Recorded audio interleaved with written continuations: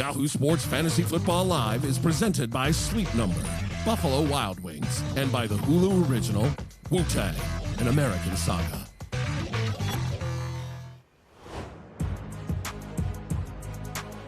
Good morning, everyone, and welcome to the Week 2 edition of Fantasy Football Live. I'm Liz Loza, and joining me back in our virtual studio are some familiar faces. We have Andy Behrens in Chicago, Matt Harmon in Los Angeles, Tank Williams in San Francisco, and betting analyst Minty Betts in Las Vegas. Guys, we're all fantasy managers ourselves, so who are you hoping can bounce back that maybe didn't show up for you in Week 1? Andy, why don't you kick us off?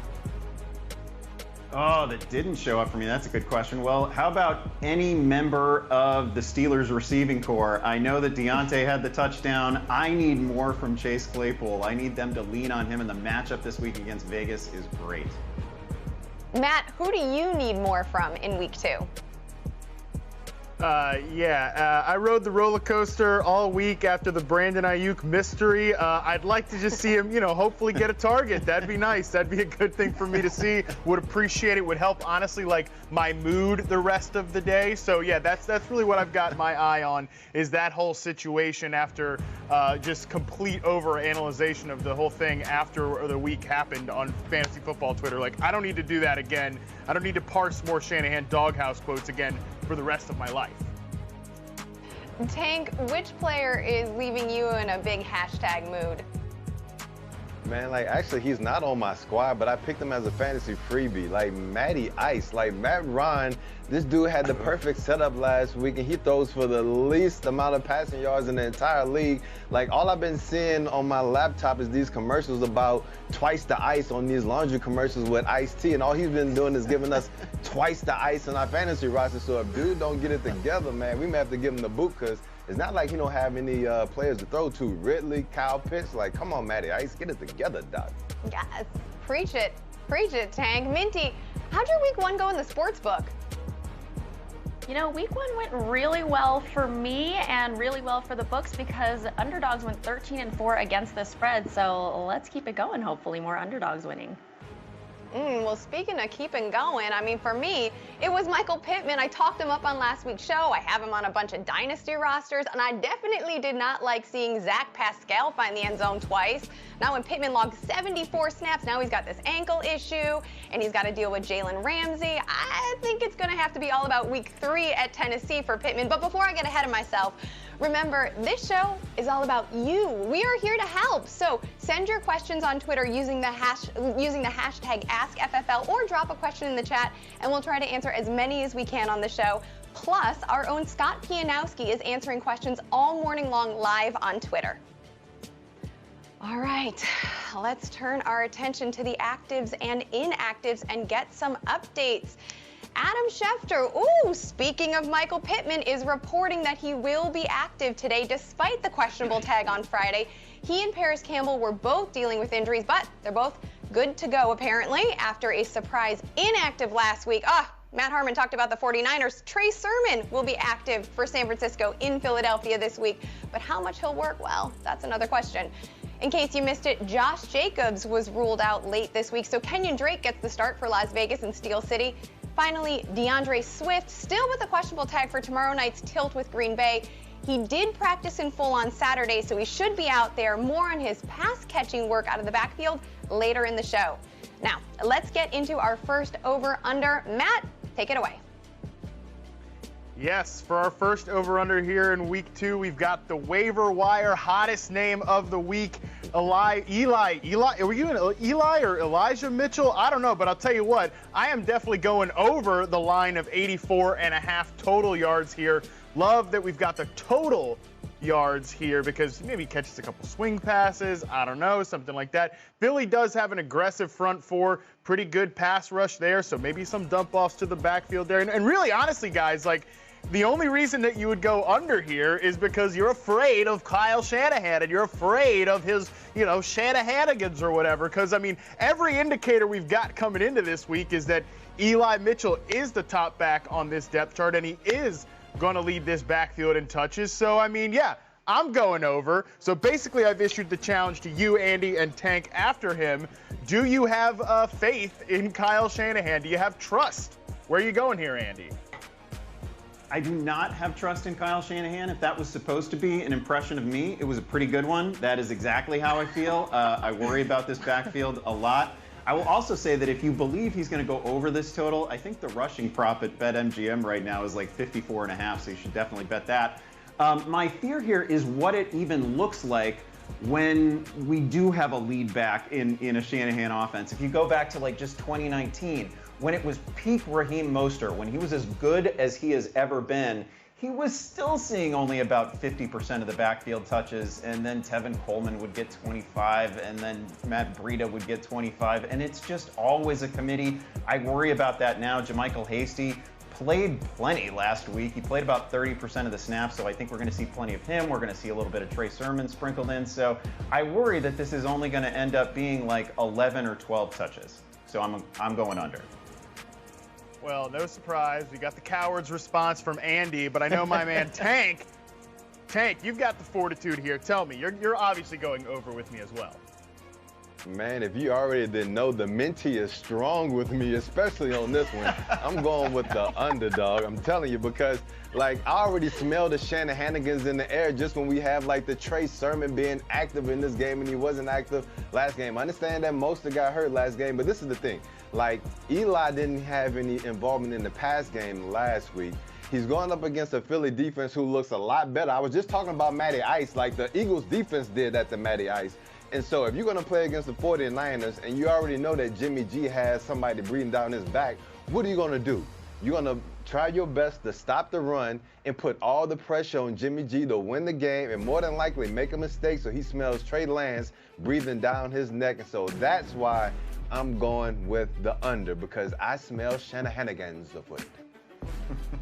Well, I stand alone on the side of clarity in the 49ers backfield, which has never done anybody wrong before, definitely not just last week. So how could this go wrong for me? All right, we got more over-unders coming up later in the show. Let's toss it to Liz for some sleepers here. It's time for our game-changing sleepers presented by Sleep Number. We're going deep in the player pool to find guys who could be a big surprise and help change the fate of your fantasy team. Here are 3 players to consider in week 2. Okay, Jonathan Taylor, we see you, but not at the expense of Nyheim Hines. Indy's RB2 hasn't disappeared with the quarterback change, leading all Colts receivers in looks. Hines converted 6 of 8 for 48 yards, while here's the important part, running 20 routes, which was the 8th most among running backs in week 1. With T.Y. Hilton out another week, Hines' volume should hold steady, particularly as Carson Wentz feels the pressure from Aaron Donald. Last week, the Rams gave up 5 of 6 catches to the Bears' backfield. That makes Hines a solid flex in PPR-friendly formats.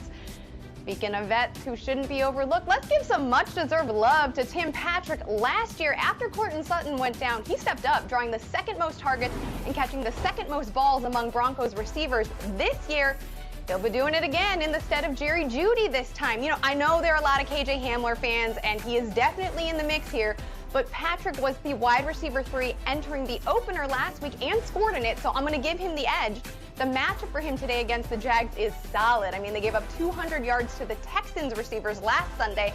I love Patrick at just $17 in DFS. I'm going to wrap with another vet. You might call him dusty, maybe musty, but he is not rusty, or at least not when he's catching balls from Justin Herbert. Jared Cook was 3rd in team targets behind Keenan Allen and Mike Williams last Sunday. Even better, he ran 28 routes. That was the tight end 7 for the week. That kind of involvement in this offense that's facing a banged-up Cowboys defense in which should be a points bonanza today is as solid of a floor as you are going to get at a volatile position. I have him ranked similarly to Rob Gronkowski and Bobby Tunyon as a low-end tight end 1. Those are our game-changing sleepers presented by Sleep Number, helping NFL players gain their competitive edge by getting a good night's sleep. Things are heating up at the windows. Let's send it to the sportsbook and see what's trending. Minty? All right, guys, time for some trends and interesting bets from the book. Seattle is 3-10 against the spread when home favorites of 6 or more points. They face the Titans today at home. Next up, Green Bay is 1-7 against the spread versus Detroit, their last 8 matchups. They face each other Monday night, and Green Bay has a big point spread to cover. And lastly, there have been no big bets this morning yet, but these are the 3 most bet games over at BetMGM. We've got San Francisco at Philly, Las Vegas at Pittsburgh, and of course, Kansas City at Baltimore. I'll be back in a bit with my best bets for week 2. Let's get our first check-in on social media this morning and answer some roster questions. Don't forget to send your questions to the hashtag AskFFL, and our first tweet comes from, I think this one's from Instagram, Flex Help, Myles Gaskin or Tyson Williams. He also is wondering about Ronald Jones, Brandon Cooks, or Corey Davis. Pick one of these. Andy, what are you thinking here? Oh man, I'm thinking I was really hoping you weren't going to come to me with this one. These guys are so close. These guys are so close to me. And part of me really wants to say Ronald Jones here and that it tilts back to him and that they forgive the fumble, but I just can't trust it. I think I got to go Tyson Williams here.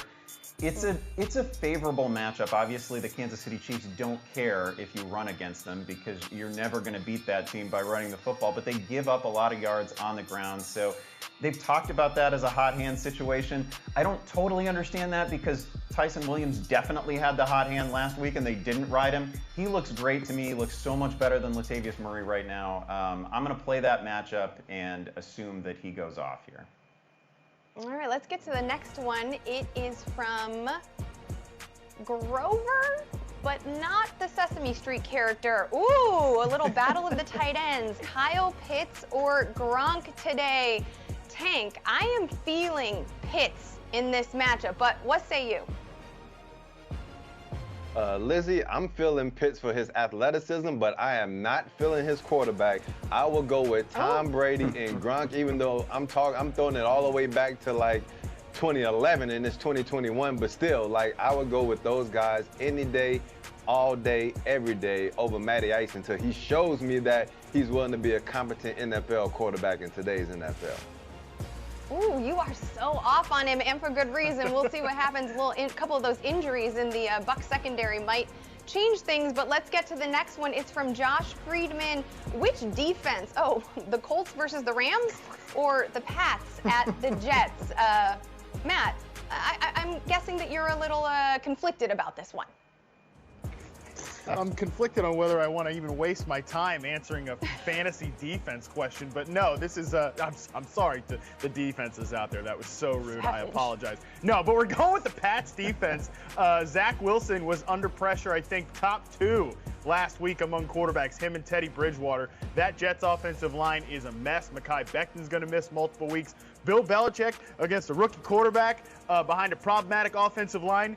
Yeah, that's a go. We're not playing the Colts defense against Matthew Stafford and the Rams. Give me a break. What an easy question. Get me wrong now. Matt, taking it to the people. Way to go. All right, this next question, another question from the people. Victoria Depot.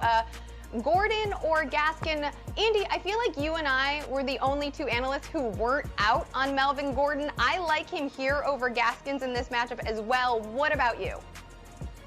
Yeah, absolutely like Melvin Gordon here. It's a matchup that is going to tilt heavily in favor of the run game. Like, I like Javonte Williams, but it is clear that Melvin Gordon is not going to go away. They like him. He had that big touchdown last week, the 70-yarder.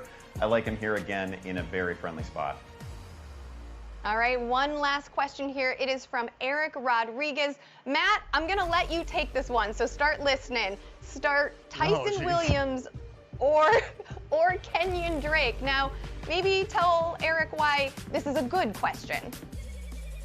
I mean, this is a good question, a great question, Eric. Probably the best one we're going to get all day, a really challenging one. I got to say, though, I consider myself officially nervous about old John Gruden. Like, as soon as he says Josh Jacobs is not going to play, the first thing he does, which, by the way, way to stay on brand, John Gruden. Like, what were the odds that he was going to talk up Peyton Barber as soon as old Josh Jacobs is out? Like, just again, classic on-brand response. But consider me a little nervous about old Kenyon Drake when he's talking up Peyton Barber there. I know Kenyon Drake will probably still have a really good receiving workload, all that stuff against an aggressive front in Pittsburgh that's probably going to force the Raiders to have to air it out a little bit. But overall, yeah, I think I'd still go with Tyson Williams, even though that's no lock that he's going to lead that backfield committee. And I don't really love the game script that the Ravens are going to be in. But yeah, I'm not really going to just start Kenyon Drake and then have Peyton Barber ram in a couple goal line touchdowns and hate myself the rest of the day. Nobody is going to hate themselves for the rest of the day. We're all winners in week 2. And for us, we're going to take our first break here so we can regroup on Fantasy Football Live. Austin Eckler had 0 targets in week 1. 0. You find out why from the man himself in Eckler's Edge when we come back. Don't go away.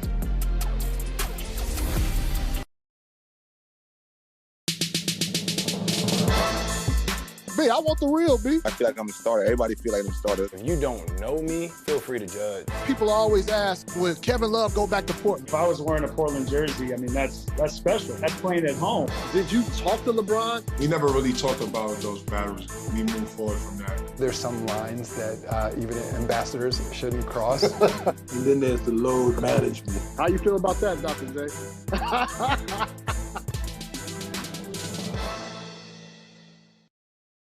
I'm Hannah Kaiser, and this is The Bandwagon.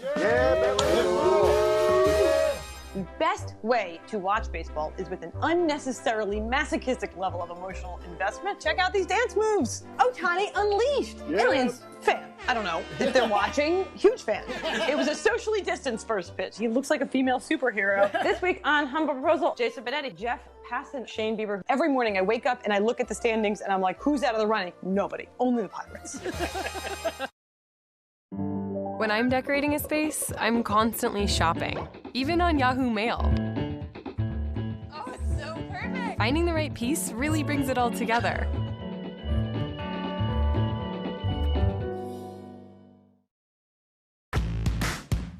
Watch free, live football. The NFL is on your phone all season long. Watch the NFL live on the Yahoo Sports mobile app.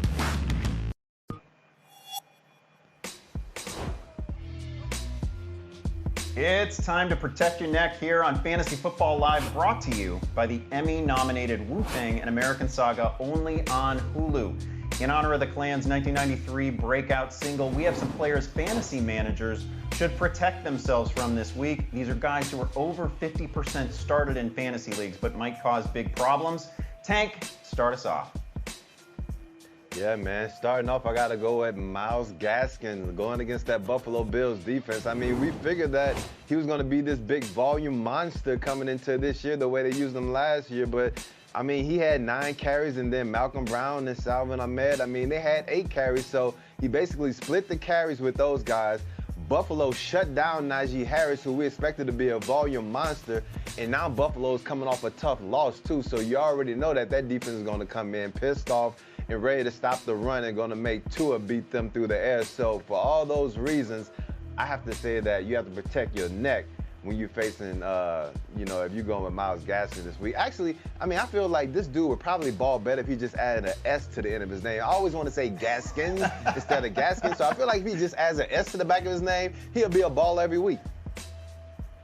Oh, classic Chase Daniel problem. Matt, who are you protecting the people from this week? Yeah, let's protect the people from James Robinson. Like, if you drafted James Robinson in like the 3rd round or the 4th round or something like that, basically what you saw in week 1 was the worst possible thing to see. I mean, James Robinson gets 8 touches to 11 for Carlos Hyde, the coach's pet Ohio State shared DNA thing. That was fully at work. So that was a bad sign. Also, you just saw the Texans get absolutely smoked. I mean, the Texans smoke the Jaguars, right? Like, that was a tough scene. You don't want that. So you're looking at a committee back on a bad football team. That's not a great thing that you're looking at there. Also, the Denver Broncos looked legit in week 1. Teddy Bridgewater looked good. That defense looks menacing. Yeah, I'm going to go ahead and not want to start James Robinson against that defense. And basically any of one on that team, I'm going to be a little bearish on today. All right, I'm going to protect the people from Mike Davis. I know that you thought you were doing the smart thing when you drafted him, right? He sure looked like a big offseason winner. Looked like he was stumbling into a featured workload for Atlanta. That line was terrible. He averaged 3.3 yards per carry in the opener. And this week, it's the Bucs defense. It is a defense that ranked number 1 in the league against the run by a wide margin last season.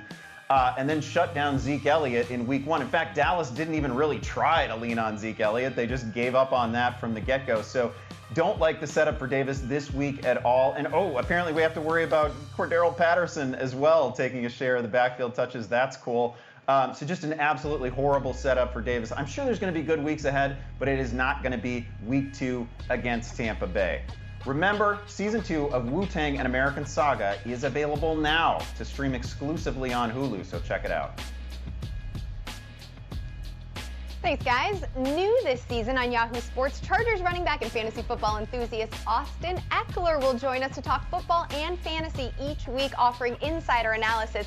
You can find the show every Thursday here on Yahoo Sports, so keep an eye out for it. He and I recapped Week 1 and looked ahead to the Chargers matchup with Dallas this week. Check it out. All right, Austin, let's start with your Week 1. I mean, there were definitely managers who were concerned because you weren't targeted in the passing game, and we all know that you're such an awesome receiver out of the backfield. So what was up with that? I mean, just going into this week, you know, we understood who we were playing, right? We're playing the Washington football team. They got 4 first-rounders up front in their D-line. So we were going to make sure that these DNs were not going to be a problem or not a factor as much as we could. That means, hey, we're going to be chipping these guys. We're going to be putting our tight ends on these guys. We're going to do some different play styles where we're blocking a little bit longer so we can give Justin Herbert some more time. Because of that, guess what? I'm not getting out on routes like I usually am versus a traditional 4-down front. It definitely took away from my fantasy as far as catching the ball. You know, still somewhat productive in the run game, got a tug. So, hey, I was able to pull through for some points. Don't get used to it. They definitely have a lot more games left and a lot more fantasy points to be scored for sure. We're going to look ahead to your Chargers home opener against the Dallas Cowboys. The over-under for this one is set at 55. That is currently the second highest projected point total for the week per BetMGM. Are you expecting a high-scoring game? I mean, from my offensive perspective, I'm obviously biased. I think we're going to go score every drive. So yeah, no, I'm projecting a high-scoring game just in the fact of what I've seen from their first game and how they were able to respond. I think that's something that we were able to do too in our game. I think what decides this game is going to be the turnover battle and time of possession. Fair enough, fair enough. Well, let's get to the quarterbacks because they are both coming off strong performances in Week 1. In his first game since a gruesome ankle injury last October, Dak Prescott topped 400 yards and tossed 3 touchdowns. Meanwhile, it looks like there will be no sophomore slump for your guy, Justin Herbert. Number 10 threw for 337 yards and a score. Which guy would you start on your fantasy team this week? Right. First, before we get into that, shout out to Dak, man. Coming through off of a disgusting injury, like horrific, and coming back. Jay Herb too. I give a shout out to my man Jay Herb. So both of them, man. Both of them got me juiced. Like, who am I starting? I can't start Dak against my team. Like, I gotta start Herbert, especially because he's gonna be throwing the ball to me too and handing it off to me. So that in general, puts some of the responsibility of his success on my hands, which then I can bet on myself a little bit. So definitely starting Herbert. We have a matchup of first-round fantasy running backs in this one. Austin, both you and Zeke had to spend a lot of your time on the field blocking in Week 1. You against, as we discussed earlier, Washington's front 4, and Zeke against the Bucs. Do you see a bigger role for both of you this week? Yeah, we're going to see a different type of style. So, we might not be chipping as much this week. And I think a lot of it for us was we had a rookie, tackle last game. We're going to see, hey, is he legit? Is he legit like that? So, yeah, he was locked down. So it's like, all right, now we got a little bit more confidence in our left tackle going forward. So that also helps me get out. People don't understand, like, hey, we have to block first as running backs. A lot of our passing games come from checkdowns, right? And what's a checkdown means? It means something's breaking down. Quarterback's got to get the ball out of their hands. And that's how it was for Zeke as well, with the Bucs front. They blitz, I feel like, more than everyone. I think it'll be a little bit different just as far as our fronts going into this game. So I think you're going to see a lot more points out of the passing game than last week for both of us.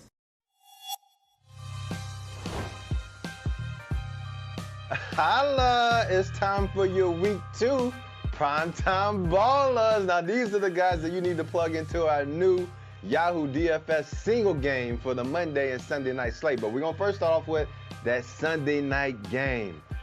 KC at Baltimore. I mean, this is a game where going into it, Kansas City probably should have lost last week. Baltimore should have won, so I'm just anxious to see these two tangle. And starting off is going to be Travis Kelce. I mean, we saw Darren Waller running all over the field against the Baltimore Ravens defense last week. I mean, I feel like Travis Kelce can't help but run butt booty naked open because all Derek Carr had to throw to was Waller.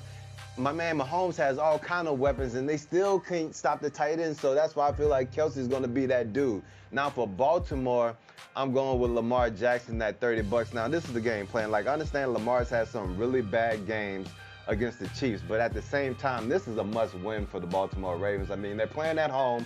If they're going to be contenders for the Super Bowl, Lamar's going to have to put this team on his back, which means he's going to have to use his legs, going to have to use his arms, and I have a feeling that he's going to have a good showing. Not sure if they're going to win, but he's going to show out. And that quarterback, superstar, the man that you have to put in this position, my man Patrick Mahomes, because last week, the Ravens defense had Derek Carr looking like Patrick Mahomes, so I have no idea what Patrick Mahomes is going to look like against that defense, but all I do know is that I want to have it in my lineup earning 1.5x points.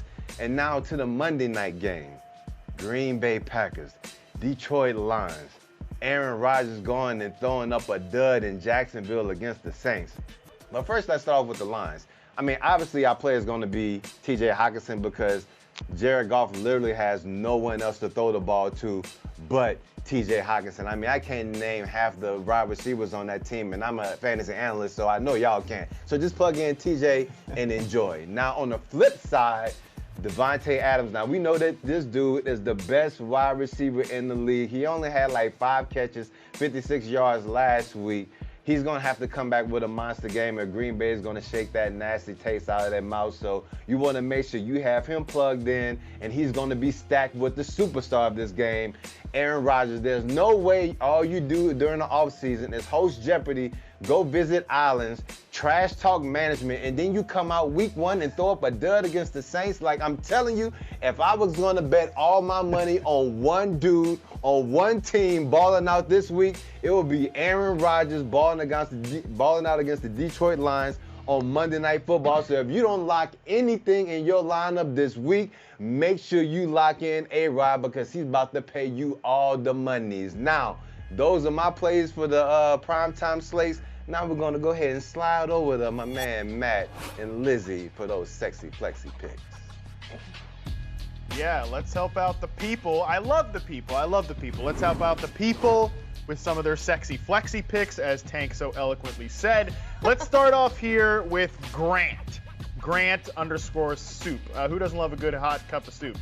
Not really the weather for it right now still. Anyways, point being here, Liz, Eli Mitchell, Devonta Smith, Corey Davis, and Jacoby Myers in a full point PPR. I really kind of like all these options, so I'm going to let you decide here.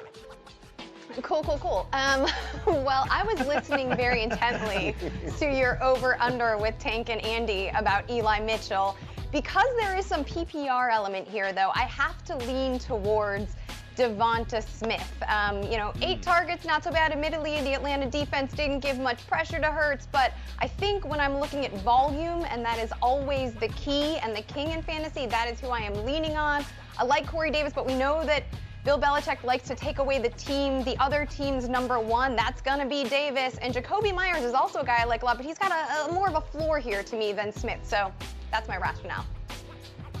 Yeah, pretty difficult to turn away from Eli Mitchell, but absolutely loved what I saw from Devonta Smith in week 1. And, oh, by the way, the 49ers are already kind of starting to run through that veteran cornerback, wheel over there. They're starting Josh Norman today, signing like Drake Kirkpatrick. That's a problematic spot for them, so Smith should be open on the reg this week. Let's do one more here from at EHM_ag. I don't even know what we're doing here, but I love you, I love the people, but I don't know about this Twitter handle here. In 2 leagues, well, a little 2-for-1 special here. Both are half-point PPR. Let's tackle the first one, Jamal Williams or Kyle Pitts in my flex, and then next one is the aforementioned Corey Davis or Tim Patrick, who I know you really like. So let's go with these one. I think, honestly, I'm in on Kyle Pitts this week. I am feeling Pitts, as you mentioned earlier, Liz. He got 8 targets in week 1, ran a ton out of the slot. You saw all that juicy usage that you want out of a really good high-end tight end in fantasy. I think we're going to trust it this week. And then I would go with, this is a tough one, but I think I'd still go with Corey Davis over Tim Patrick. But am I wrong? Are you going to go with Patrick over Davis? No, I mean, listen, nobody cannot love Jamal Williams in a revenge game. In any single clip with the press, he is brilliant. But yes, if you're not going to ride Kyle Pitts now against a team where you know you're going to be facing a deficit against, then what was the point of drafting him at a historical place? Nothing. So you got to go with Pitts. And then, yeah, I still think, even though I said Belichick likely to put a lot of defensive attention on Davis, we've got KJ Hamler in the mix, and the Broncos, I just don't think that Broncos game is going to be particularly high scoring. I think the Denver is going to run a lot, and they've got two really good backs. So while I like Patrick as a flex, I still think Davis has more of that low-end wide receiver 2 appeal, even given the matchup. So I'm with you. Yeah, if you're playing Jamal Williams over Kyle Pitts this early in the season, September you is basically already calling August you an idiot. And you don't want to be in that position because you're not an idiot. You're a beautiful, wonderful, shining star out there. So let's go win some weeks here in week 2. And let's toss it over now to Andy and Tank for a little face-off action. Yeah, it's fantasy face-off time. This is the segment where we take a couple of similarly ranked players and we debate their merits. We're going to start with a pair of quarterbacks. And somehow Tank has put me in the position where I have to say nice things about Kirk Cousins. I'm going to start with you, Tank. Why do you like Derek Carr over Cousins this week? All right, well, first, let's both say that this is probably going to be one of those Blake Bortles games where you plug these quarterbacks in and don't look until, like, the game is over and just try to see what kind of stats they gave you. But if I have to go with Derek Carr, I'm just saying this. Like, the dude threw for the most passing yards in the league in week 1. I mean, the Raiders offense actually looked good. He looked like he had one of the best players in the league on his offense because he does, Darren Waller. And he's going to have to actually throw the ball a little bit more because Josh Jacobs is going to be out. So I understand that he has to face T.J. Watt, but at least he's a little bit mobile. Kirk Cousins has to go against that monster Chandler Jones, and Cousins can't run like that. So given the fact that Carr is more athletic, has thrown for more yards than Kirk Cousins in this young league, and like I just feel like he's going into this game with a little bit more confidence, I'm going to lean slightly to Derek Carr. Yeah, well, speaking of some of the league's best players, Cousins is at least throwing to 2 of them, right? He's got Justin Jefferson on his side. He's got Adam Thielen on his side. By the way, whenever the touchdown regression is going to start for Thielen, it wasn't in week 1. It may not be in week 2 either. I just feel like the game script here is going to follow last week. They fell behind, and Cousins needed to chuck it. And that ended up being a pretty good thing for fantasy purposes. He goes over 300 yards. This is a guy who threw 35 touchdown passes last year. He was a bankable late season play for you.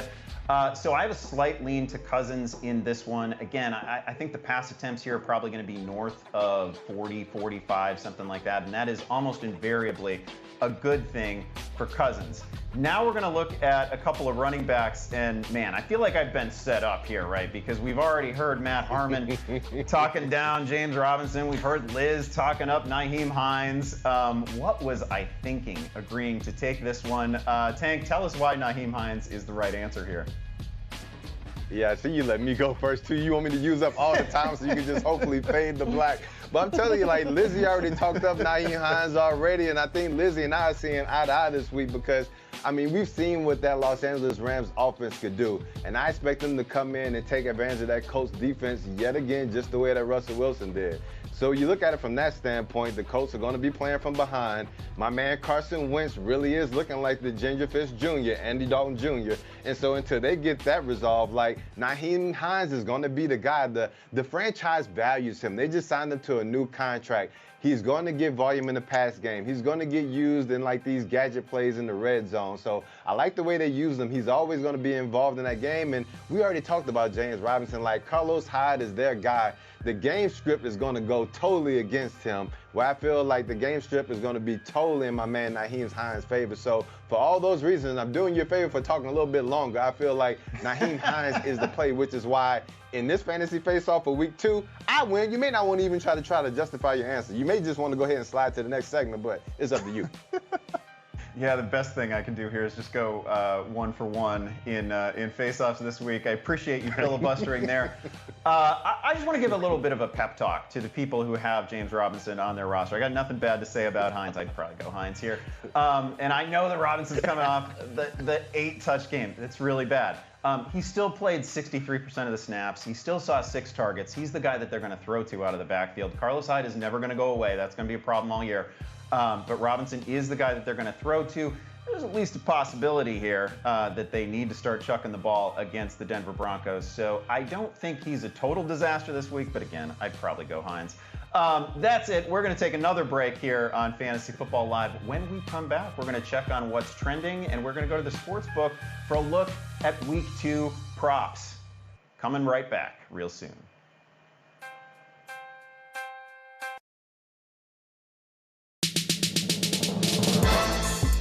B, I want the real B. I feel like I'm a starter. Everybody feel like I'm a starter. If you don't know me, feel free to judge. People always ask, will Kevin Love go back to Portland? If I was wearing a Portland jersey, I mean, that's special. That's playing at home. Did you talk to LeBron? We never really talked about those battles. We moved forward from that. There's some lines that even ambassadors shouldn't cross. And then there's the load management. How you feel about that, Dr. J?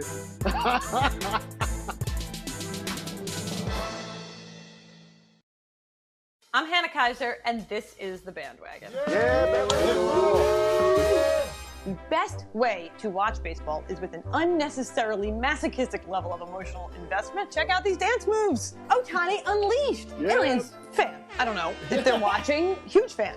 It was a socially distanced first pitch. He looks like a female superhero. This week on Humble Proposal, Jason Benetti, Jeff Passan, Shane Bieber. Every morning I wake up and I look at the standings and I'm like, who's out of the running? Nobody. Only the Pirates. When I'm decorating a space, I'm constantly shopping, even on Yahoo Mail. Oh, it's so perfect. Finding the right piece really brings it all together.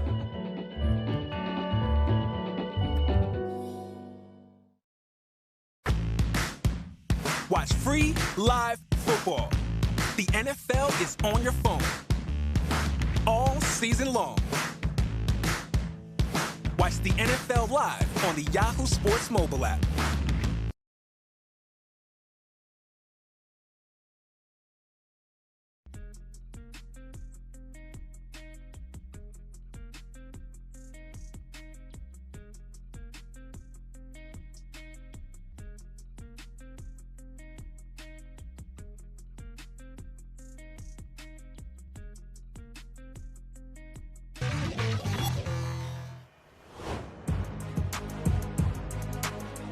And we're back here on Fantasy Football Live. While you were gone, we were checking in on the social conversation. Here are the players that are trending right now. We've got Mike Williams, Jamal Williams, and oh, hey, look, more James Robinson. All right, Andy, I am guessing that Mike Williams is trending because last week he set a new career high in catches in his first game with new head coach Brandon Staley. Obviously a really big game that we're expecting against Dallas where there should be a lot of points available. Do you think he goes over or under that in week 2? Well, he's just a tremendous start here, right? This is going to be another game involving the Dallas Cowboys in which the total could be, I don't know, 65, 70. It's going to be something crazy.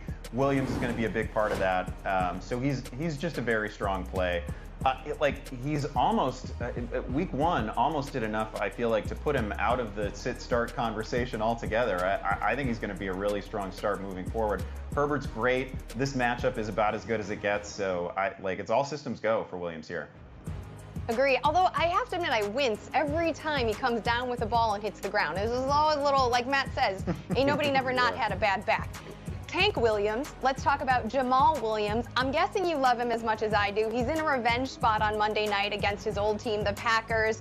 He showed out really nicely in week 1. What are your thoughts on him in week 2?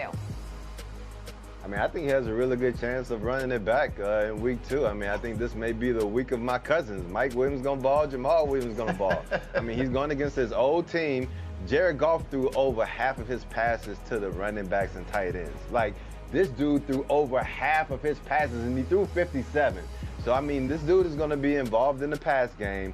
More than likely, if they do get in the red zone, he's going to be the one to try to get the revenge touchdown. So I think with all those things factoring in, Jamal Williams will be a solid play, even though I feel like Green Bay is just going to smash on Monday night. Yeah, but it is nice to see Jamal in a healthier relationship where he's feeling more valued in Detroit. You know what? I think I've heard both of you talk enough about James Robinson, so we're going to get back into the sports book. Minty and Matt are checking in on some tasty player pops over there. Guys, why don't you fill us in? Yeah, some tasty player props indeed. I'm psyched to be doing this with you, Minty. I'm psyched for these player props you got today. We got 4 pretty interesting players to talk about right now. Why don't you hit me with your first prop of the day?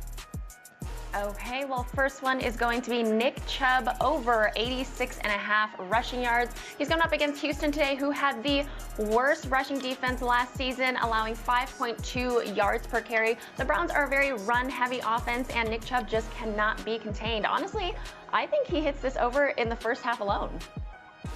Ooh, that is spicy. I love it, but it's true. I mean, the Browns are big favorites. This is a perfect time to take a banger, early down banger like Nick Chubb and his rushing yards prop here. I'm going to go through the air on this one, and I'm going to take Emmanuel Sanders over 47.5 receiving yards. The Gabe Davis fanboys got their little touchdown in week 1. That was cute to see, but Gabe Davis was clearly the 4th receiver behind Emmanuel Sanders, who was number 3 in routes run on the team. Actually only ran 3 fewer routes than Cole Beasley and Stephon Diggs. Got 8 targets, and most importantly, averaged 18 air yards per target. Like, I didn't see Emmanuel Sanders being a deep threat at this point in his career, but that's how the Bills used him in week 1. I think the Bills offense has a big game against Miami, who they have pretty much steamrolled the last couple times they've played them, at least in 2020. So I like Sanders here. The veteran is ageless in this spot.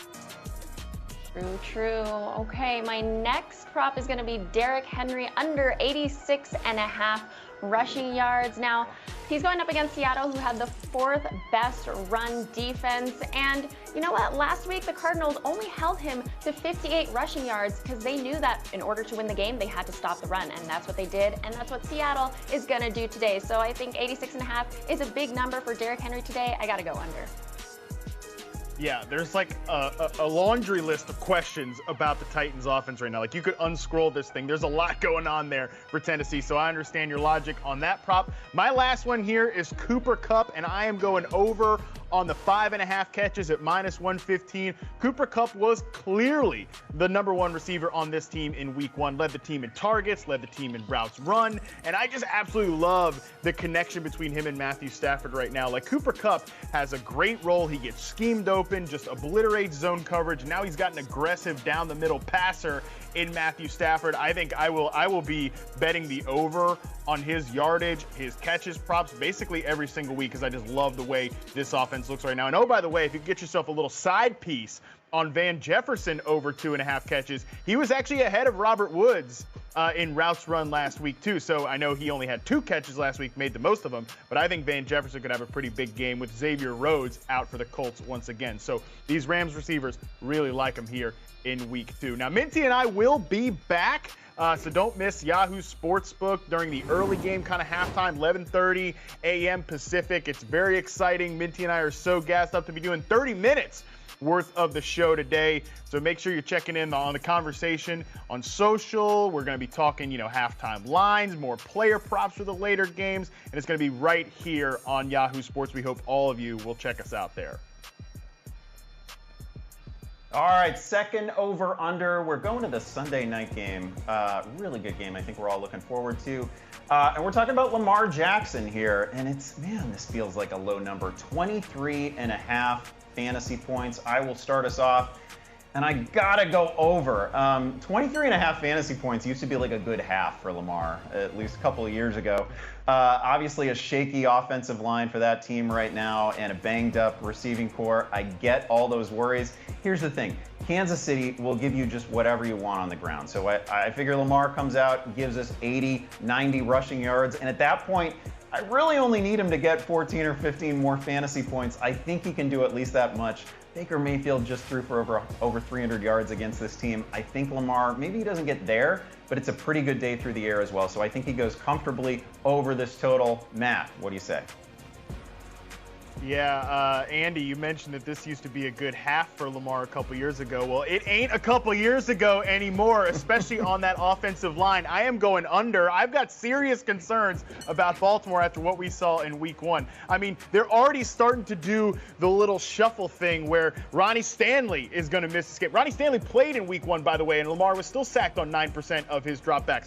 Stanley's out. They're moving Villanueva back to the left side, bringing up another starter at right tackle. This is how seasons start to unravel. This is how things start to get away from you. I'm a little worried that the Ravens are entering that territory. And yeah, they get to play a team in Kansas City that has had their number the last 3 times that they've played. So I hate to bet against Lamar. I hate to take unders in general. I mean, that's no fun, but I'm definitely doing it here.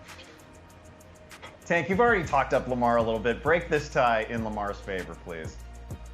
Man, I can't lie, like the cloud of Minty was hovering like over my head so strong, but I gotta go with the over, man. Like I'm telling you, like that was a tough loss against the Raiders last week, and sometimes you just have to go back to like good old ball, and like you come off a tough loss, like people are already down on your game. You're going against like Patrick Mahomes, who is like the face of the NFL. Like Lamar has that dog in him. Like I understand the offensive line isn't what it used to be. Marquise Brown is banged up. Sammy Watkins is always banged up. They running through a rotation of backs, but this is one of those games where he has to put everyone on his back and will his team to a victory. And if he doesn't win, has to do everything in his power to at least try to come away with a win. And I think with that, along with all the stats and the reasons why Andy Behrens told you why he should come over with the over, I'm going with Lamar blowing past this and getting close to 30 points this week. Man, Tank and I agreeing a lot on this show, even when we're supposed to disagree. You love to see it. We're gonna have one more over/under later in the program. It's time for some blazing hot predictions presented by Buffalo Wild Wings. We're asking fantasy managers for their fearless, blazing hot first half fantasy league predictions, all while they're having the greatest of all fantasy times over hot wings. Matt recently caught up with some fantasy footballers at Buffalo Wild Wings in Southern California. I'm here with Andy and Brett, who are both enjoying Buffalo Wild Wings, the atmosphere, having the greatest of all times here at B-Dubs, enjoying some blazing hot wings. So that means there's only one thing I got to know from both of you two. Who is going to be the hottest fantasy player in the first half of the season this year? Brett, you look like a smart guy. Why don't you tell me first? I am indeed a smart guy. I would like to state that for the record. Also, Javonte Williams. I know the Broncos. I know we have a history with Monte Ball, Royce Freeman. This time, our second-round running back is going to be great. He's going to bowl over defenders. He's going to be great. That's an interesting choice. All right, Andy, you are clearly going to give me a much better answer than that. Who's going to be the hottest fantasy player of the first half of the season? I'm going all in on Damian Harris. The offense has to come from somewhere. The wide receiver group is not that great. And I think for the first year, we're going to see a Patriots running back actually be very productive. And I think Damian has all the tools to be able to do that. So I'm all in on Damian Harris. So what are you guys doing here at B-Dubs? I am ordering the second hottest wings on the menu and being actually completely obliterated by them. They are no joke. That's what I'm doing. And then I'm going home and nursing my wounds from how hot these wings are. This reporter, I'm definitely not a reporter. This reporter can tell you for sure there are tears in this man's eyes. It's really true. Andy, what about you? What are you up to tonight? Just enjoying the wings that are not as hot, somewhere in the middle of the pack. Just enjoying some beers, some food. B-Dubs, 26 sauces, so many flavors. They have everything you need to enjoy the fantasy season all season long here at Buffalo Wild Wings. Let's see who gets hot. Blazing hot. All right, Andy, let's check in on the chat room here. My people, hit the chat room with the good emoji so you catch my attention with your excellent, perfect questions out there. First up, we've got one from Hunter Hall, who is, I guess, looking for like a receiver 4 or 3 here, Andy. He wants to know, should he play Devontae Parker or Michael Pittman with the flex emoji, the money emojis, great stuff. Full PPR, by the way, Andy. Which one of these 2 receivers are you going for? Yeah, I probably got to go Devontae Parker here. No Will Fuller this week. That probably frees up at least a handful of targets. I think Liz was right on Michael Pittman earlier. You maybe just give it a week. I still think that Michael Pittman is somebody that belongs on rosters. He was one of the most heavily dropped players after week 1, but this is probably not the week to roll with him against the Rams, so I'm going to go Parker. Yeah, it is probably not the week to go with him. I agree. Like, this is going to open up a nice little buy low window for Michael Pittman, but I don't think you're going to be playing him here in week 2. All right, let's take one from Anthony here, who asked, Who should I start in a flex spot half-point PPR league? Chase Edmonds or Devontae Smith? Andy, Chase Edmonds kind of quietly got some really good usage in week 1.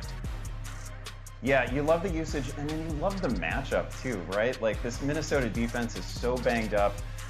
Looked terrible last week, and it's probably going to be worse this week. I don't know that I can veer away from Devontae Smith, though. He's one of the players that I am most invested in this season, and that 49ers secondary this week, kind of sneaky banged up. It was like a Pyrrhic victory against the Lions in week 1. A lot of damage to that defense. So I think Devontae Smith actually goes off here. That's who I play. Yeah, absolutely. Totally agree with your pick there. I would play Devontae Smith as well, though. Chase Edmonds makes for a little nice floor play out of the backfield there.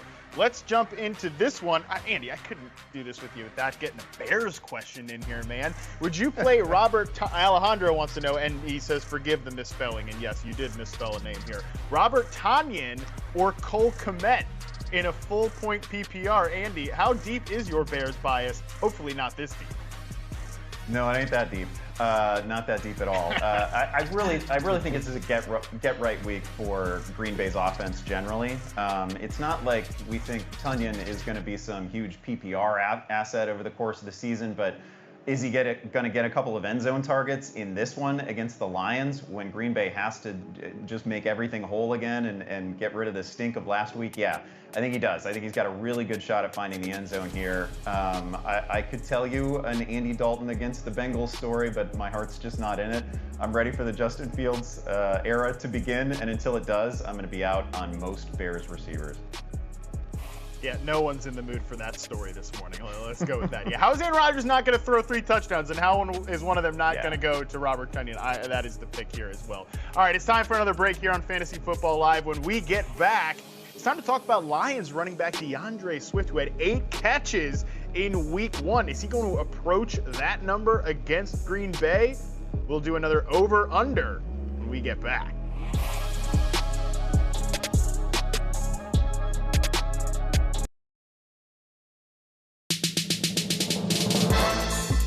B, I want the real, B. I feel like I'm a starter. Everybody feel like I'm a starter. If you don't know me, feel free to judge. People always ask, will Kevin Love go back to Portland? If I was wearing a Portland jersey, I mean, that's special. That's playing at home. Did you talk to LeBron? We never really talked about those battles. We move forward from that. There's some lines that even ambassadors shouldn't cross. And then there's the load management. How you feel about that, Dr. J?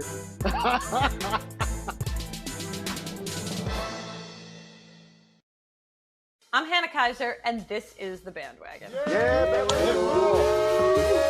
The best way to watch baseball is with an unnecessarily masochistic level of emotional investment. Check out these dance moves. Ohtani unleashed. Aliens, fan. I don't know if they're watching. Huge fan. It was a socially distanced first pitch. He looks like a female superhero. This week on Humble Proposal, Jason Benetti, Jeff Passan, Shane Bieber. Every morning I wake up and I look at the standings and I'm like, who's out of the running? Nobody. Only the Pirates.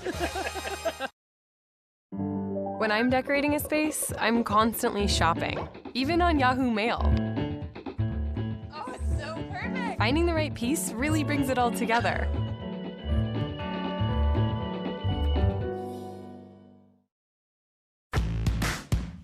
Watch free live football. The NFL is on your phone all season long. Watch the NFL live on the Yahoo Sports mobile app. All right, time for yet another over-under here, and it's on Lions running back Deandre Swift. We're going to set the line here at just 5.5 catches, and if you can tell by me saying just, I am going over this number. He ran a route on 91% of the passing plays in which he took part in week 1, led the team with 11 targets. I feel like this is a lock for Deandre Swift to go over 5.5 catches in a game where the Packers will be beating up on the Lions. The Lions will be a native game script, throwing the ball a lot. I think this is a pretty easy and confident over. Minty, what say you? I mean, come on. He didn't even reach 6 catches at all last season in a single game. And I know he's Goff's go-to guy, and he hit 8 receptions last week. But, I mean, the Packers have the 9th best total defense, so I have to go with the under here. I guess I probably should have seen that coming. But that is okay. Liz, are you going over or under on this total? I know you're really excited about Jamal Williams in the revenge game, but does that dampen your receiving enthusiasm for Deandre Swift at all? No, Matt. You said he ran a route on 90%. Let's contextualize that a little bit.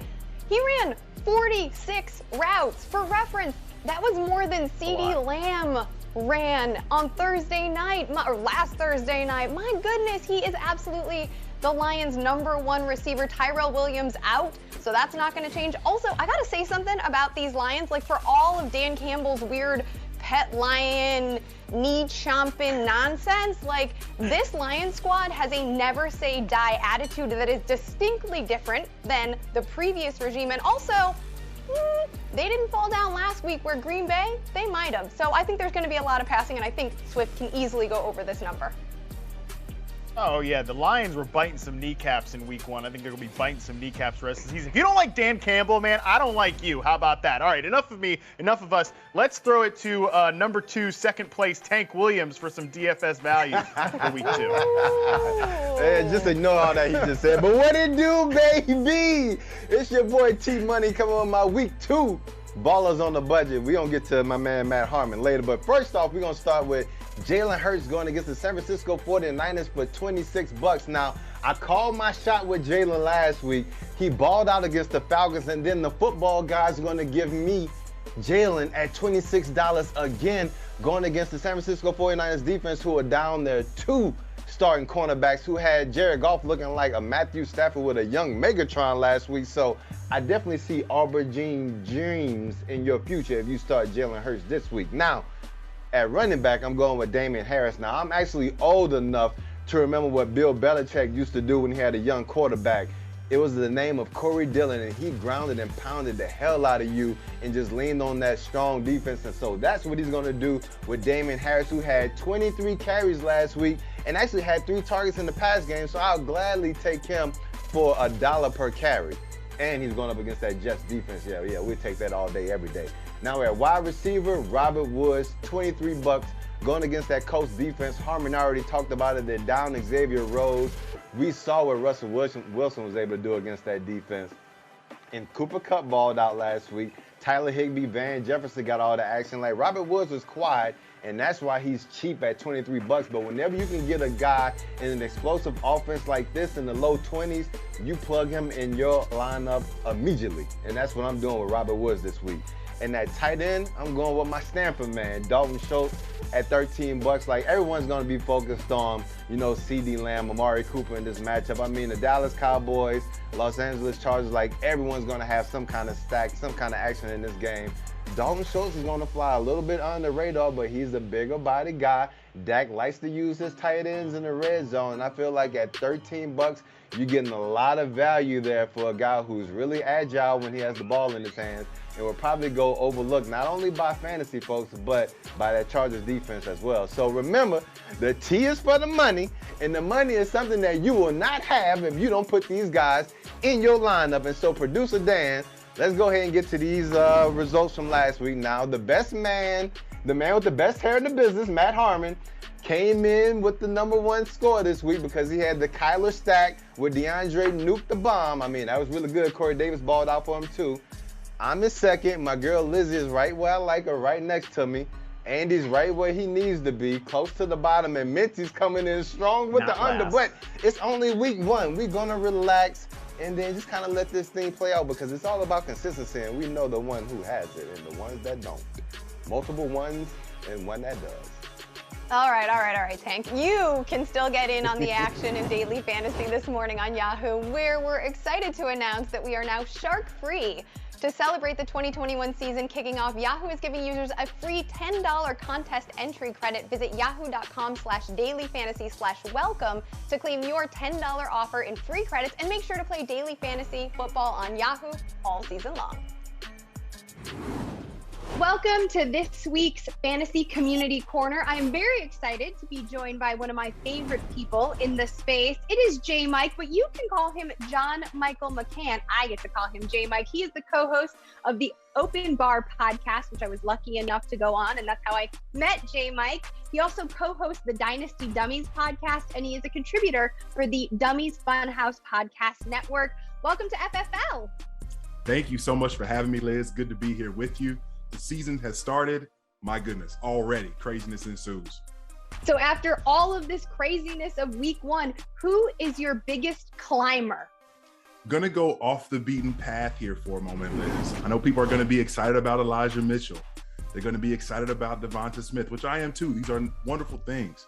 But out in New England, don't look now, but we just saw Jakobi Meyers, who many people were taking in the double-digit rounds, get 9 targets in a game that was closely contested. The 9 targets leading the team out the gate. Huge win for him, and you're looking to start him week in and week out at this point. I love that take. By the way, I will also remember a time where people were like, you need to check out Kelvin Harmon's tape out of NC State. And I remember watching it because everybody told me I had to and being so bored, but then looking on the other side of the field being like, who's this Jakobi Meyers? Who's this Jakobi Meyers guy? Well, it looks like Bill Belichick thought the same thing. Love that. Now, you know, with good comes sometimes a little bit of bad. So who was your biggest faller coming out of week one? The ultimate sadness for me comes out of Tennessee. Unfortunately, everyone was super excited to see Julio Jones and A.J. Brown take the field, and we were excited to see Derrick Henry hopefully take another step in being the monster that he's been. King Henry has let us down in a major way, and if you've taken him in the first half of the first round of many of your drafts, you're super disappointed with what you saw. Derrick Henry only getting 58 yards on the ground on 17 attempts. Derrick Henry's got to give you more than that. He's got to get back to King Henry, and that offensive line has to go back to being bullies. And right now you're nervous if you've got Derrick Henry on your team. That is definitely a player to keep an eye on, and they will draw the Seattle Seahawks in week 2. Let's make this last question a rookie-focused question. Give me your boldest rookie prediction. Liz, don't look now, but in Miami, there is a rookie by the name of Jalen Waddle, who just went 4 catches, 61 yards and a touchdown. All of a sudden, he's a top 26 receiver on the week from last week. Now in week 2, he's going up against the Buffalo team where they've got Tre'Davious White. They've got a lot of players in that secondary, but I'm confident that Jalen Waddle continues to be a top 24 option at wide receiver because he's going to be the straw that stirs the drink for that Miami Dolphins passing game. Jalen Waddle is the only one in that offense who does what he can do, which is get open in all areas of the field and gives to a reliable option to be able to get the ball to at any point, at any time. And I love Jalen Waddle this season, and definitely for week 2 against Buffalo. Oh, I love the upside of the unknown in rookies, but Jalen Waddle is not unknown to his quarterback and a very encouraging volume in week 1. He was second in team targets, tied with Myles Gaskin in the opener. So yes, I absolutely love that take. J. Mike, I really love, frankly, all of your analysis, and I love the fact that you were able to join us for the Fantasy Football Live Community Corner segment this week. Y'all need to follow John Michael on social media. You can find him at JMikeCheck. Thank you so much for being with us. Always a pleasure. Appreciate you.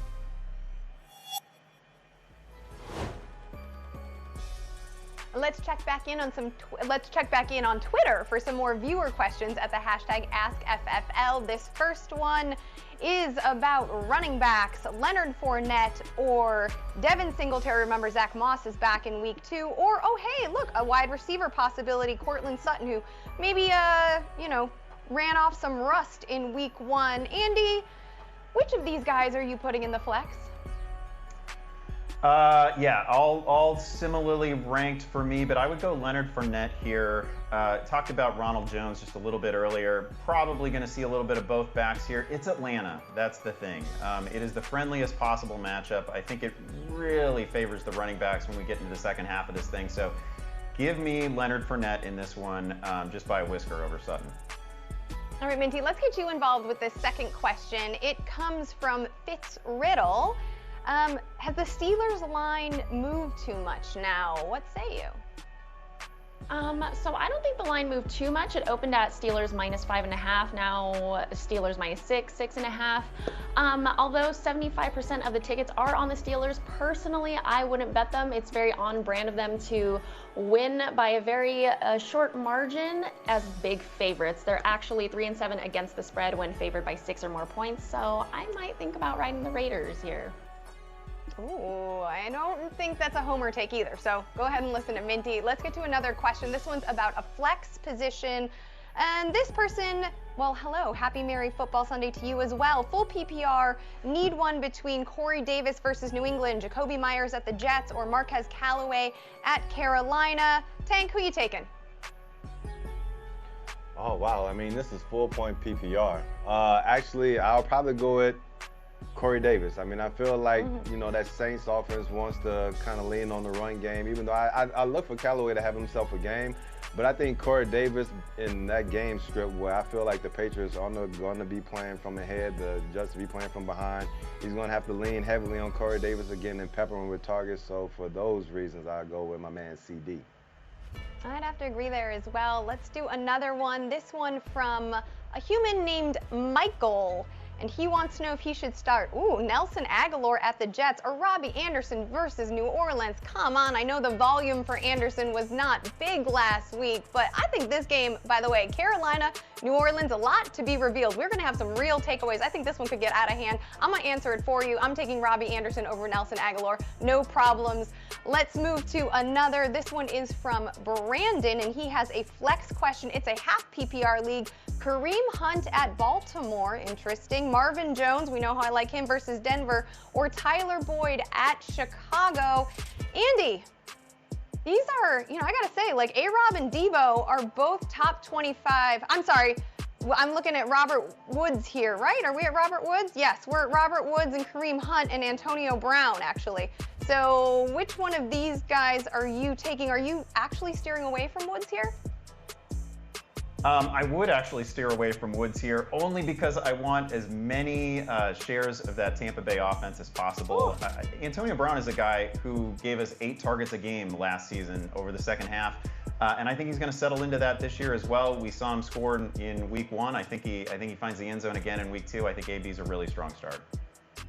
Interesting. I'm going to go Robert Woods, but take that for what you will, Brandon. We are going to take another break here on FFL, but when we come back, Minty and I will discuss her best bets for week 2, and we've got more answers to your flex questions.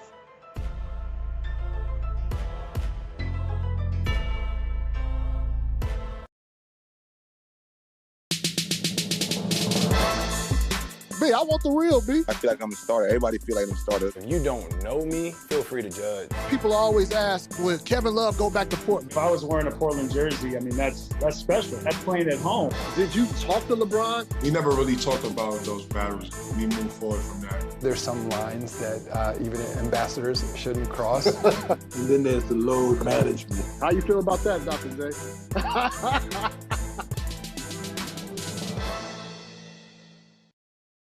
I'm Hannah Kaiser, and this is The Bandwagon. Best way to watch baseball is with an unnecessarily masochistic level of emotional investment. Check out these dance moves. Ohtani unleashed. Aliens fan. I don't know if they're watching. Huge fan. It was a socially distanced first pitch. He looks like a female superhero. This week on Humble Proposal, Jason Benetti, Jeff Passan, Shane Bieber. Every morning I wake up and I look at the standings and I'm like, who's out of the running? Nobody. Only the Pirates. When I'm decorating a space, I'm constantly shopping, even on Yahoo Mail. Oh, it's so perfect. Finding the right piece really brings it all together.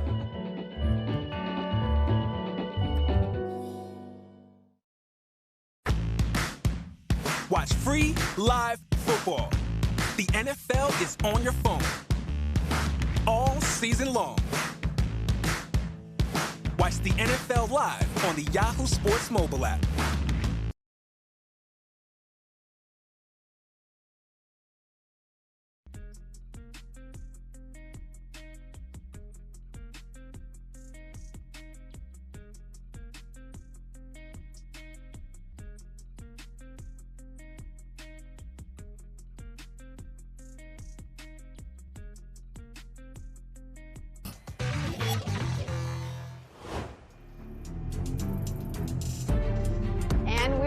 here on Fantasy Football Live, inching ever closer to kickoff for 9 games at the top of the hour. Here are the key actives and inactives this morning. Adam Schefter reporting Colts receivers Michael Pittman and Paris Campbell will both be active today despite the questionable tags that they had on Friday.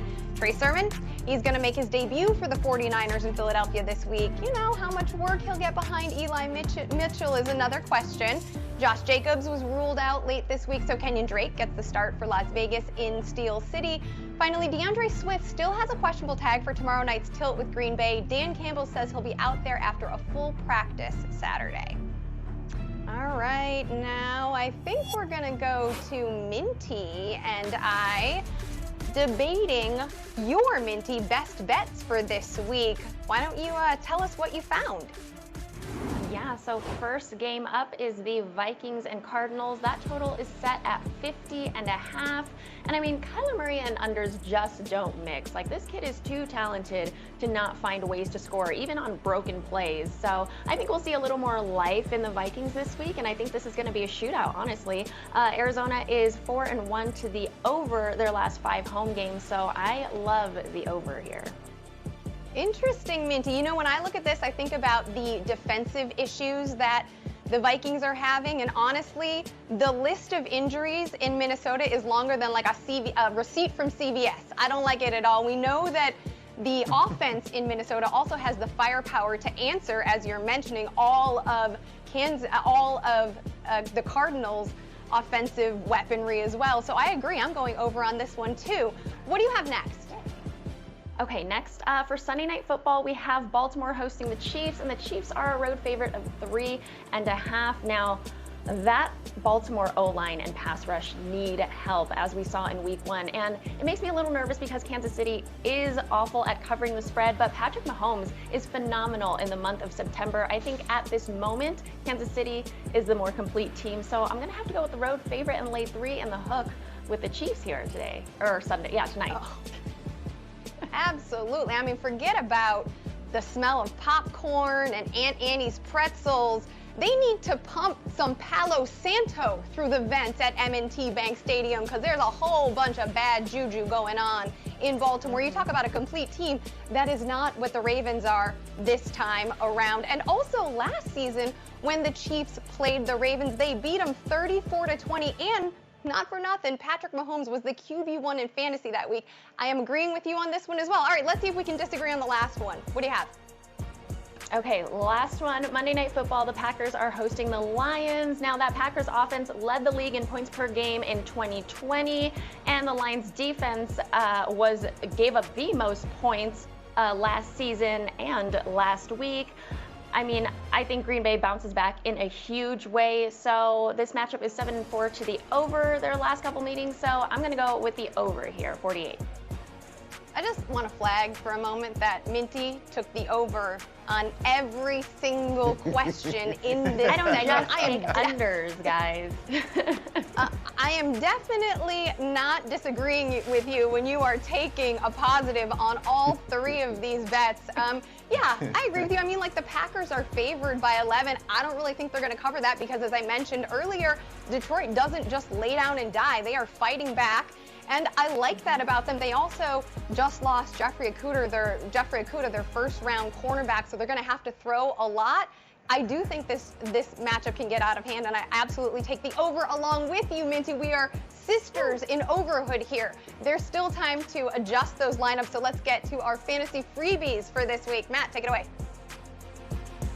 Yeah, let's talk about a trio of players that is under 25% started on Yahoo Leagues, but could give you some sneaky value here in Week 2. Andy, why don't you start us off here? Yeah, listen, if you're in a 10 or a 12 team league and it's a non-bye week, I can understand not caring so much about MVS, about Marquez Valdez-Scantling. I just want you to know that he saw the second highest total of air yards from Week 1 behind only Tyreek Hill. He saw 8 targets in that one. Deep shots, I know it was a quiet week, but he's got the Lions coming up. This is such a friendly matchup for him. We just saw Deebo Samuel get deep on the Lions defense.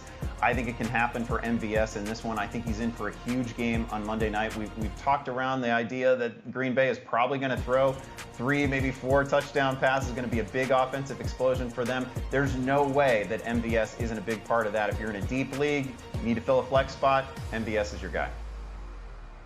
Yeah, I mean, we throw around the term boom or bust a little bit too much in fantasy football. He is mega boom and mega bust here for MVS, but this looks like a good week to chase that mega boom there. Tank, I love your pick here. I'm excited for you to talk about it because I'm using him in my DFS lineup that's going to beat you this week. So go ahead and tell me why I'm so smart for having this guy in my DFS lineup.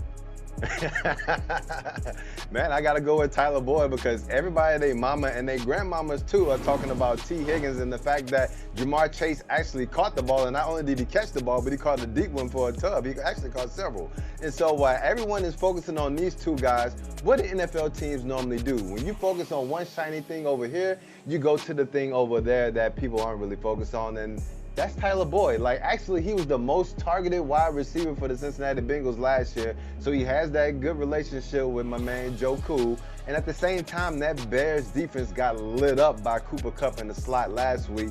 And they gave up the 8th most pass yards in week 1. So I'm looking for Tyler Boyd to have a sneaky good game this week. I love it. Love that call. That's why I'm playing him against you in DFS. So we absolutely love to see it. All right, my guy here, you know, it's hard to overstate the difference. It's hard to overstate the difference from having the husk of Des Bryant, like Miles Boykin and all these other goofballs on the other end of Lamar's passes, to just an average starting receiver, which is what Sammy Watkins is. But I'm pretty excited about him this week because he was used as the top guy for Baltimore last week, led the team with 36% of the air yards, 37 routes run, 8 targets. He is looking like the top guy in this receiver core while Rashad Bateman is on IR. I really like it. Also, used in a good way to get him into open field. Averaged 8 yards per catch after the catch per reception. So love the usage for Sammy Watkins. And oh, by the way, it's a revenge game. So yes, all things are good for Sammy Watkins. I think he's going to give you a sneaky, like, top 40 receiver value here in week 2. All right, that's enough of the three of us just talking about our little opinions or whatever. Let's hear from you, the people, my people in the great community that is the Fantasy Football Survival Kit. We asked you people, the people, my people, what was the fantasy performance that surprised you the most from week 1? Let's get right into it. Our first one here is James Robinson. Yeah, James Robinson, hello. Where the hell was James Robinson? He certainly wasn't showing up in your fantasy football box score.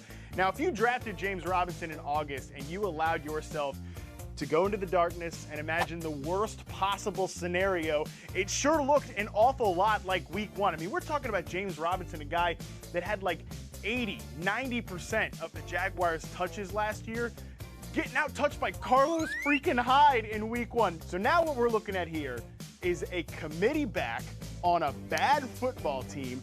That is the recipe for a fantasy football disaster at the running back position. Next one up, though, I didn't draft very much James Robinson. I sure drafted a lot of Brandon Ayuk, and I told a lot of you people to draft him as well. So yeah, some tears might have been flowing on Sunday, but I have to admit, I have been playing fantasy for a long time. I have never been more caught off guard than by what happened with the 49ers on Sunday. I mean, Trey Sermon, that was one thing, but then Brandon Ayuk getting, you know, the second team work. I mean, we got beat writers out here like, well, of course, I mean, Brandon Ayuk, he was going to run behind Trenton Sherfield. Of course, of course. What do you mean, of course? Where the hell did that come from? It would have been nice to know that, you know, before like 5 seconds after kickoff. That would have been great information to know, I don't know, last week, 2 days ago, 3 days ago. Now, we move into the part of the program that I just hate. This is my least favorite part. I'm totally kidding. This is definitely my favorite part, where we talk about the worst tweet of the week. And this one, look, it's not a problem with your GIF. It's not a problem with your Twitter handle. I know I usually take some umbrage with that kind of stuff. It's your answer here.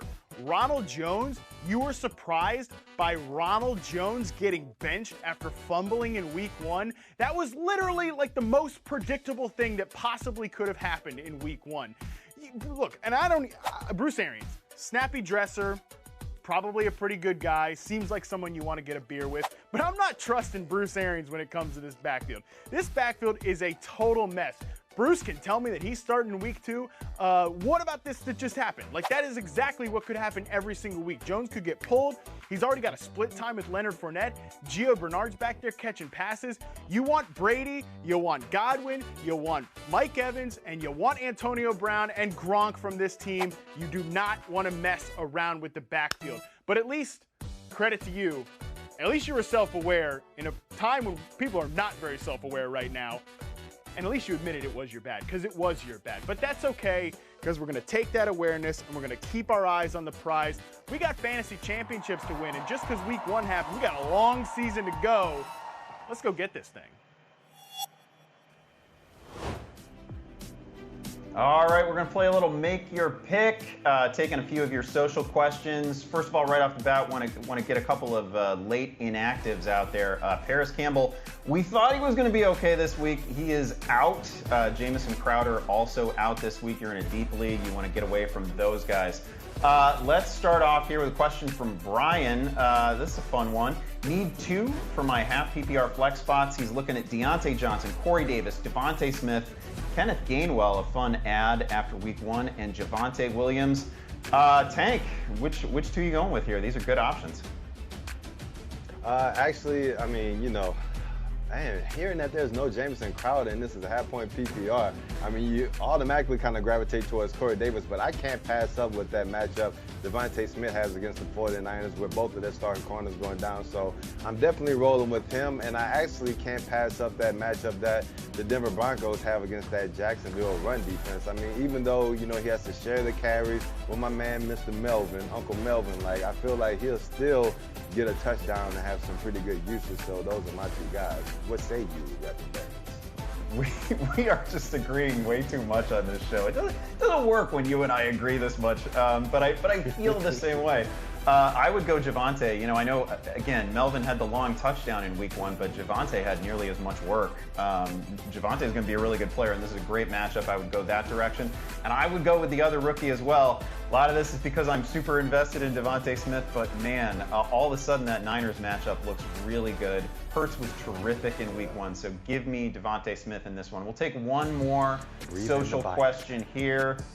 This is from Don. I have 2 RB slots to fill and 4 to choose from. 3 of my backs are named Williams, and I also have Melvin Gordon. Love it when you guys have a whole bunch of Williamses. If you would please spell out which one we're talking about.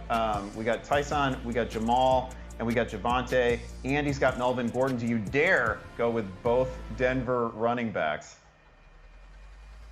I will never go with 2 running backs. I mean, I won't say never. I won't say never because, I mean, there is a time and a place for everything. But I think in this instance, one of those guys I need to go with is my cousin, Tyson Williams, just because I feel like the Ravens are going to have to try to establish the run to try to keep some of that pressure of the Kansas City offense off their back. So I feel like that's going to be one of my plays.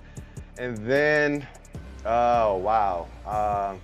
I probably have to lean Uncle Melvin over Javonte Williams. I mean, I feel like Jamal, he's in that revenge game thing, but I'm really not liking the Lions against Green Bay. I just feel like they're in a really bad spot, and I have to go with Uncle Melvin over my cousin Javonte. So at least we got one Williams in there with Tyson.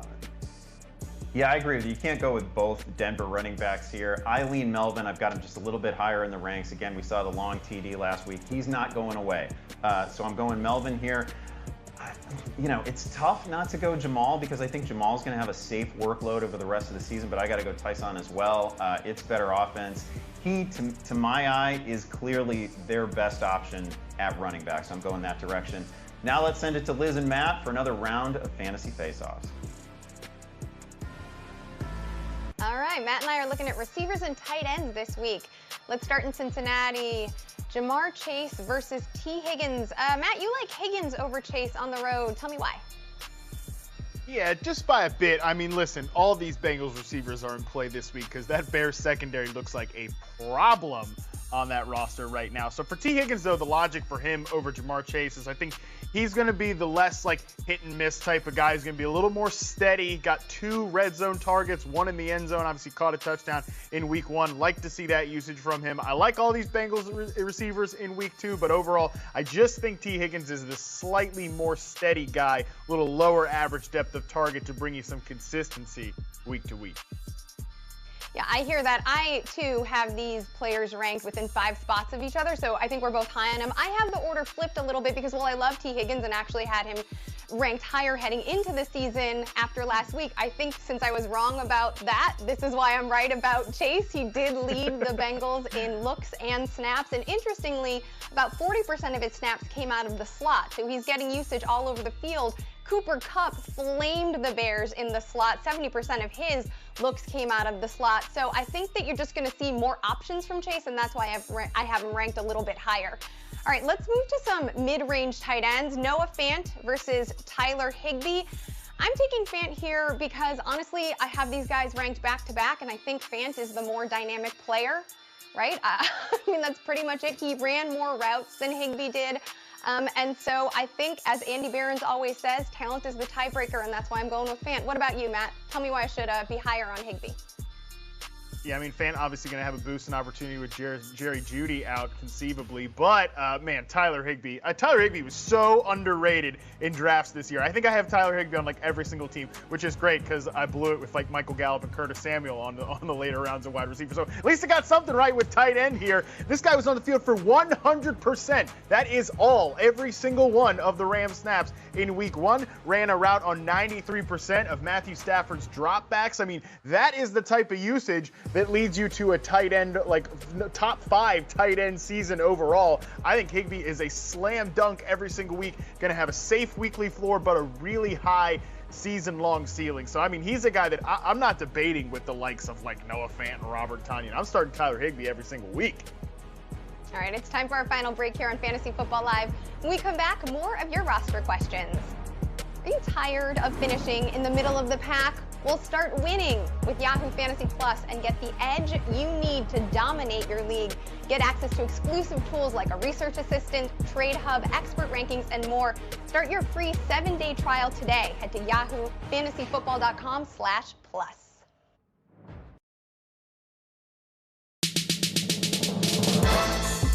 B, I want the real, B. I feel like I'm a starter. Everybody feel like I'm a starter. If you don't know me, feel free to judge. People always ask, will Kevin Love go back to Portland? If I was wearing a Portland jersey, I mean, that's special. That's playing at home. Did you talk to LeBron? We never really talked about those battles. We moved forward from that. There's some lines that even ambassadors shouldn't cross. And then there's the load management. How you feel about that, Dr. J?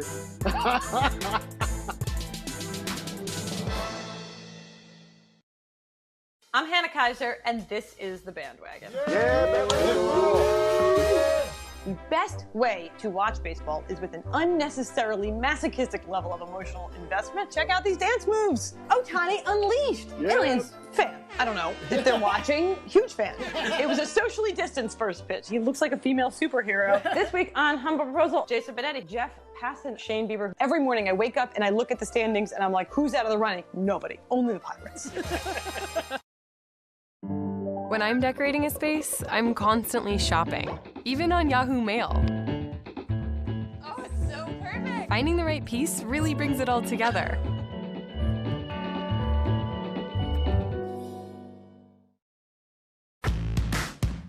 Watch free live football. The NFL is on your phone all season long. Watch the NFL live on the Yahoo Sports mobile app.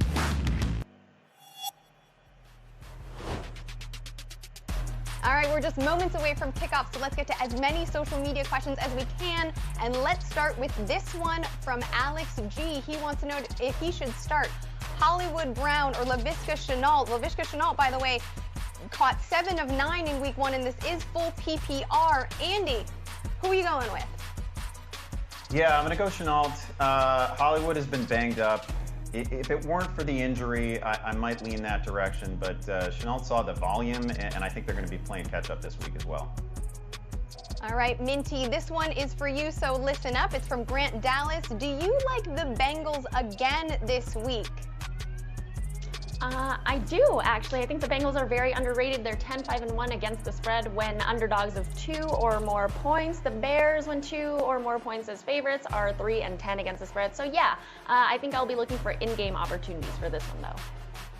All right, Tank Michael has a question about running backs. Eli Mitchell or Melvin Gordon, half-point PPR? Actually, I mean, I already talked about the Shanahanigans with Eli Mitchell, but Melvin Gordon has the clearly better matchup, and even if he's sharing volume with Javonte Williams, he still should smash with you, so Uncle Melvin. All right, this next question is from Scott. He needs two, Tyler Lockett, Cooper Kupp, or Eli Mitchell. Twist, it's a standard scoring league. Matt, if it's a question about Tyler Lockett, I have to go to you. Two of these guys, please. Yeah, definitely going with Tyler Lockett. You're not benching Tyler Lockett after what we saw out of the Seattle Seahawks offense in week 1. And same thing with the Rams and Cooper Kupp. Look, I'm in on Eli Mitchell being the guy in week 2, but what do I know? I mean, I don't know anything about what Kyle Shanahan's going to do with these running backs, but you know that Tyler Lockett and Cooper Kupp are going to be out there running routes and crushing it down the field from the slot. So I think I'm playing it safe with those two guys here. All right, running routes and crushing it. Well, we hope you crush it because that's going to do it for this edition of Fantasy Football Live. Thanks for kicking off your Sunday with us. Remember, you can catch us all week long on our podcast, the Yahoo Fantasy Football Forecast, our daily betting show, Mad Bets, here on Yahoo Sports, and of course, back here every single Sunday at 11:30 a.m. Eastern, 8:30 a.m. Pacific. Good luck to all your fantasy teams in week 2, and we will absolutely see you next week.